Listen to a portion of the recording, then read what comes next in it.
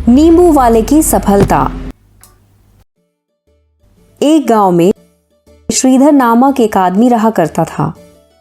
वो बाजार में नींबू शिकंजी बेचा करता था, लेकिन नींबू महंगे होने के कारण उसकी इतनी बिक्री नहीं हुआ करती थी। ए जी, आजकल आप कितने कम पैसे लाते हो, इससे हमारा गुजारा कैसे होगा? भाग्यवान क्या ही बताऊं, बाजार में नींबू बड़े ही महंगे हैं और शिकंजी से उतनी कमाई नहीं हो पा रही है कि हम 2 वक्त का खाना भी खा पाएं। यदि नींबू महंगे हैं तो हम क्यों ना शिकंजी बेचने की जगह नींबू ही बेचें? जिस भाव में हम खरीदते हैं, सोचो उतना पैसा फिर हमें मिलेगा। हाँ, आइडिया तो अच्छा है।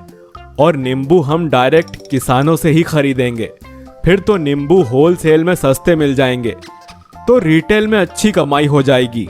ये ठीक रहेगा जी। फिर अगले दिन ही श्रीधर ढेर सारे नींबू खरीद लेता है और बाजार में ठेले पर नींबू बेचना शुरू करता है। ए नींबू वाले, नींबू ले लो, ताजे रसीले नींबू, अचार बनाओ, शिकंजी बनाओ, नींबू का खूब लाभ उठाओ। इस तरह श्रीधर गांव-गांव घूमकर नींबू बेचना शुरू करता है और लोग उससे ढेर सारे नींबू खरीदते हैं। वहीं शिकंजी वाले भी उसी से नींबू ले जाते। इससे उसकी बिक्री बढ़ जाती है और वो अच्छे पैसे कमाता है। रेनू यार, तुम्हारा आइडिया तो सच में काम कर गया। देखो तो, शिकंजी में तो मैं इतना कमा ही नहीं पाता जितना नींबू बेचकर कमा रहा हूँ। हाँ जी, क्योंकि वहाँ केवल लोग नींबू शिकंजी पीने आते थे। अब तो लोग अलग अलग पर्पस से नींबू लेने आते हैं, तो ज्यादा बिक्री तो होनी ही है। हाँ, ये तो है। चलो गांव के सिनेमा घर में मूवी देखकर आते हैं।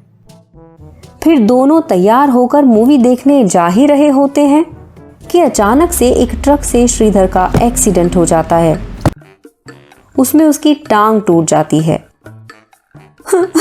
सब मेरी ही वजह से हुआ है, ना हम मूवी देखने जाते, ना ये सब होता जी। ये तो नसीब था भाग्यवान, इसमें तुम्हारी क्या गलती। खुद को इसका दोष ना दो। मुझे तो इस बात की चिंता है कि अब हमारा घर कैसे चलेगा।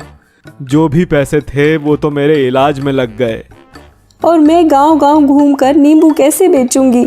नहीं रेणु, तुम ऐसा कुछ नहीं करोगी। लेकिन मैं खेती कर सकती हूँ। शायद मुझे उतना मुनाफा ना हो, लेकिन खेती करके घर चलाने भर के पैसे तो आ ही जाएंगे। मुझे अच्छा तो नहीं लग रहा कि तुम काम करो, लेकिन मजबूरी में दूसरा कोई रास्ता भी तो नहीं है। आप चिंता ना करिए जी, मैं सब संभाल लूंगी। फिर रेणु उनके खेतों में नींबू के बीज बोती है और उनकी खूब सेवा करती है, जिससे कुछ ही महीनों में नींबू के पेड़ बड़े हो जाते हैं और उन पे ढेर सारे नींबू उगते हैं, जिन्हें तोड़कर रेणु घर से ही नींबू को बेचना शुरू करती है, जिससे उसे अच्छे खासे पैसे मिलते हैं। फिर वो रोजाना पेड़ों से नींबू तोड़कर उसे बेचा करती, जिससे फिर से उसके घर की स्थिति सुधरने लगती है और श्रीधर का पैर भी धीरे धीरे ठीक हो जाता है। हे जी, नींबू खरीद कर बेचने से अच्छा तो हम इसे उगा कर ही बेचते हैं। लागत भी कम है और मौसम के हिसाब से कमाई भी ज्यादा है। सही कह रही हो भाग्यवान। इसीलिए कहते हैं कि किसी भी काम का पूरा ज्ञान होना जरूरी है। इसके बाद रेणु और श्रीधर मिलके नींबू के पेड़ उगाते हैं और फिर श्रीधर गांव-गांव घूमकर नींबू को अच्छे दामों पर बेचता है, जिससे कुछ ही दिनों में वो अमीर हो जाते हैं और सुखी जीवन जीने लगते हैं। अच्छी लगी कहानी तो वीडियो को लाइक और शेयर कीजिए और आने वाली कहानियों को देखने के लिए चैनल को सब्सक्राइब करके बेल आइकन प्रेस कीजिए। मिलता हूं दोस्तों अगली कहानी में। अपना बहुत ख्याल रखिए। Bye bye, take care.